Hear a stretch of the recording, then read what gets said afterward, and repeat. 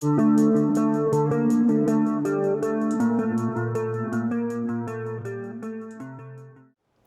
everyone, welcome back to Dwayne and Nidia's Kitchen, and today we're going to give you two different recipes.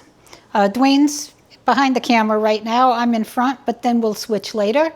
And what we're going to make is veal two different ways. I'm going to make a veal in a Dijon cream sauce, and then Dwayne is going to make, I believe, a veal marsala. So we have veal here. One package will be done by me using the cream sauce, and the other will be Dwayne's veal marsala. There'll be a veal marsala video, and this will be the video for the Dijon cream. Now, we haven't bought veal in a long time, so I was a little sticker shocked at how much veal costs now, but you know what? I really only eat it when I go out, and that's very rare. It's like a treat. I know it's I don't know, maybe I'll call it a socially banned or socially impolitically correct kind of meat, but wow, when it's made right, it's just amazing. So the first thing I'm going to do is I'm going to take the veal out of the packages, and I'm going to pound them each one at a time until they're really, really thin using one of my mallets. And I'm going to do that in a bag so it doesn't splatter everywhere. And then I'm going to put the veal slices on a plate and then separate the veal for Dwayne and the veal for me. So let's get pounding. First, I'm going to get a knife to open this package. All right, so I am back. I have my veal packages open, and I have a gallon bag. I'm going to pound one piece of veal at a time in, or maybe I can put two if they don't overlap. Oh, these are big pieces. All right, I think I can do two as long as they're not overlapping. These are actually cutlet legs, so they're cut long. I'll do two. All right. And I will use the pointy end. And through the magic of editing, this will be a very, very fast process.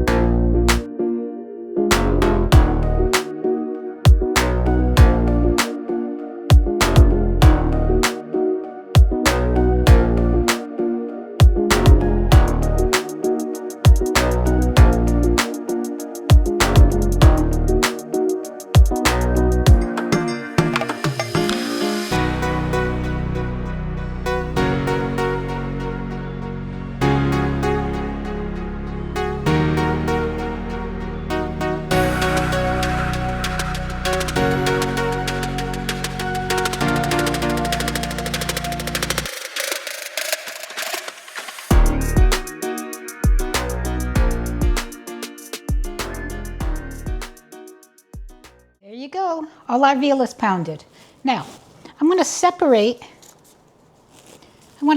this veal for Dwayne's marsala.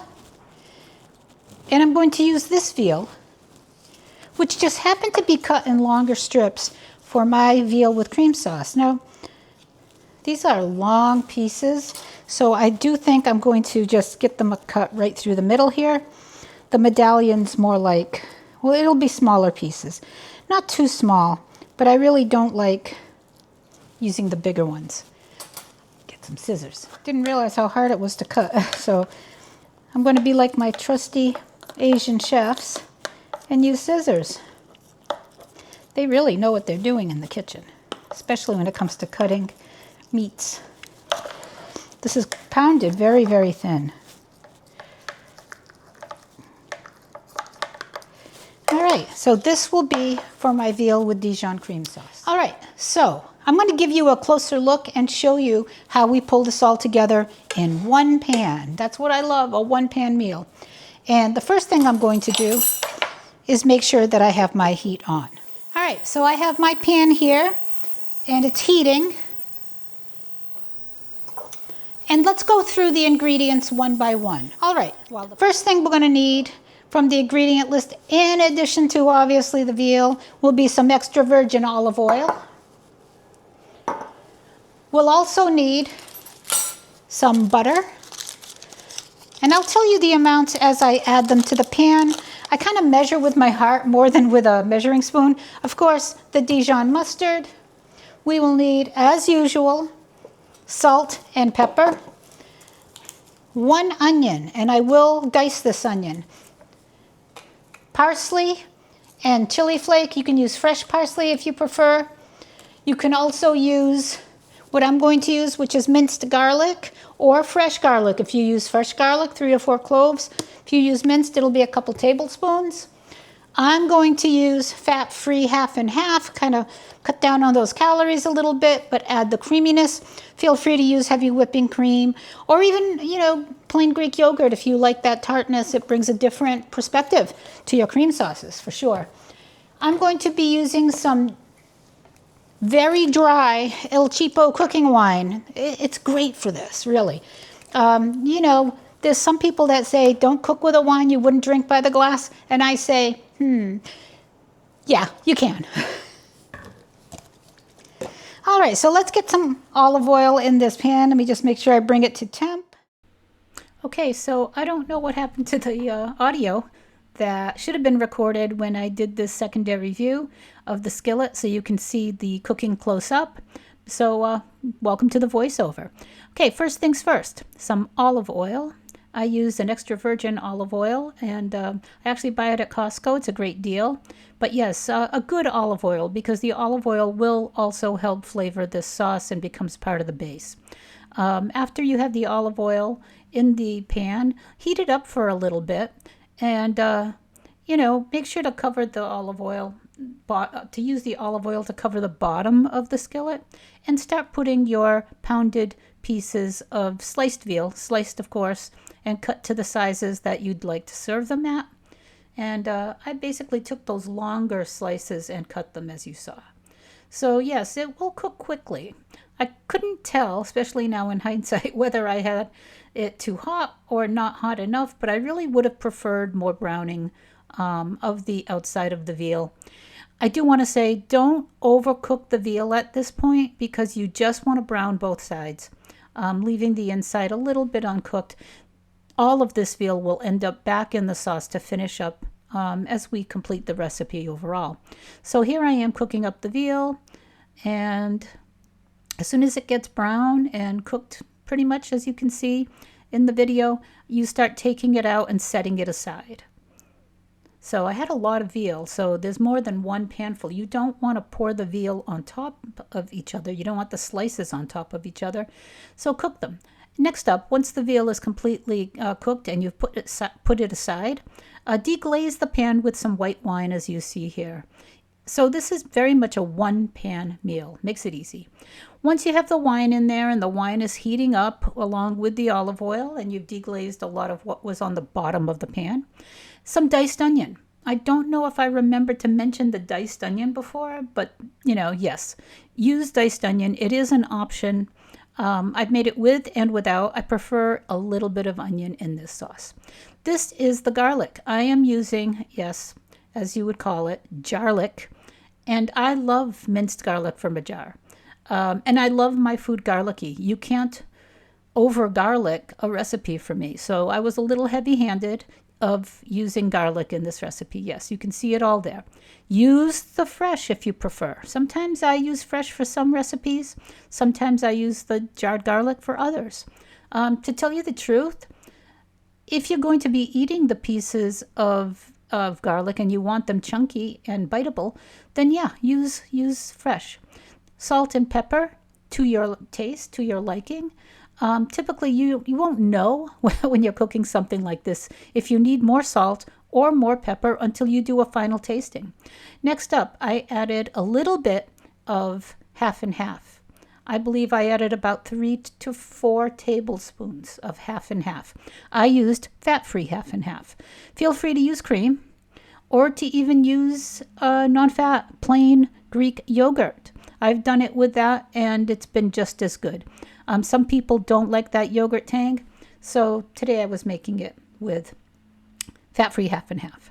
Next up, about 2 tablespoons of Dijon mustard, but as we get toward the end of this video, I found that my sauce was not as creamy as I'd like it to be, so I therefore added more Dijon. Again, Dijon to me is like garlic. It's never enough, or never too much, I should say. Okay, this is coming up to a slow boil, and you want it to do that because you want this sauce to thicken. And the last step, as this starts to thicken, is to add the buttery goodness. This is about 3 or 4 tablespoons, I believe, of butter. And I am melting that butter into this cream sauce. So now we're talking about a cream sauce that has wine, butter, Dijon mustard, olive oil, garlic, and a little bit of onion. Parsley, I prefer fresh, didn't have any at home, so I added dried parsley. That's fine. If you have fresh, it makes it even better. And you can see the butter is starting to melt. I have it at a consistently fairly high heat at this time because I do want this to begin caramelizing, and I do want to thicken this sauce overall. Here we go. Make sure you keep stirring because this will stick at some point or brown influx on the bottom, and you don't want to discolor your cream sauce at this point. But I also, since I have a minute here, I want to tell you this is so easy to make and so impressive when served and so delicious when you eat it that it could be a staple. And I'm thinking next of making this with chicken. All right, I am taking the veal that I had cooked previously, and by cooked I mean seared on both sides, back into this sauce to let the veal fully cook. Please do not overcook the veal. It really will not do you any favors when you go to eat it if the veal isn't tender. So you don't want to overcook. It didn't take longer than a flash. It's just a couple of minutes. It really smells good at this point. You can smell the garlic, you can smell the wine, you can smell the butter and the Dijon. And yes, I added a little more Dijon. I might have done it off camera, but my sauce was a little thinner than I like. You can make it much creamier by adding either more mustard or a little bit more heavy cream / half and half. All right, so I have it on my plate. I got a nice garlicky, saucy piece. Let's see how this goes.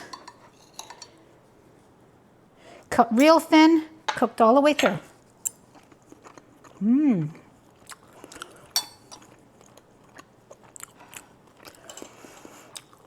So the veal is cooked well, not chewy, actually quite tender. I would have liked the outside to have been browned, but it actually could use a little more Dijon for me. That might be a change for the next time, and it might make it creamier. Maybe I can go back and add a little. But in the meantime, thank you for joining me for this recipe of veal with Dijon cream. And give this a try. Play with it like I've been playing with it. You don't have to be afraid of trying things for the first time or a different way in your kitchen.